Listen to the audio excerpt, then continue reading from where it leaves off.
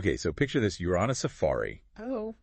In India, the sun's setting. Yeah. You're in this open Jeep. All right. And all of a sudden, 2 tigers appear. Oh, wow. One is right on the roof of the Jeep staring you down. Oh, my God. The other one's blocking your path. I mean, it's like straight out of a nightmare, right? It really is a scary thought. But it's a real image. Yeah. It's called Tiger Safari Encounter.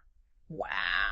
And that's what we're going to look at today. Fascinating. We also have a real-life story of a close call on a tiger safari. Okay, great. So we're going to try to understand that mix of awe and fear, Right. that these encounters create, and just what it says about tigers and humans. Absolutely. That push and pull between us and the wild. Exactly. So let's jump right in. Yeah. This picture, tiger safari encounter.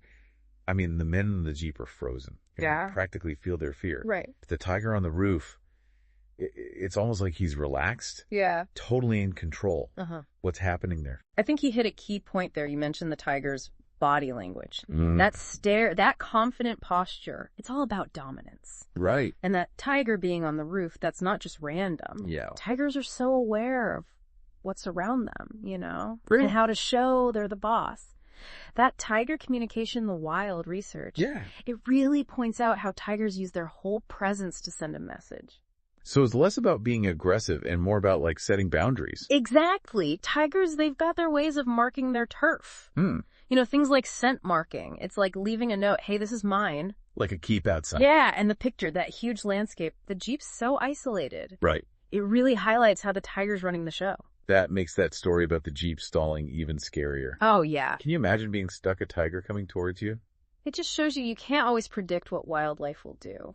True. What's really interesting is that the tiger in that story doesn't attack. Instead, it sniffs the vehicle. It rubs up against it. Yeah. Your notes mention that attacks on vehicles are super rare. Really? Yeah, it hardly ever happens. So this behavior is more like what we're seeing in the image, Uh-huh. showing dominance, not all-out aggression. Exactly. The Yeah. tiger might be scent marking. Okay. Or even, maybe being playful. Playful. Kind of like house cats rubbing on furniture. Right. Tigers might rub on things to figure out what they are, get used to them. That's so interesting. And this all goes against that idea of tigers being just killing machines. Right. Yeah. That guide's joke about being accepted into the tiger family makes you think. Right. It's funny how he's dealing with this scary thing. Yeah.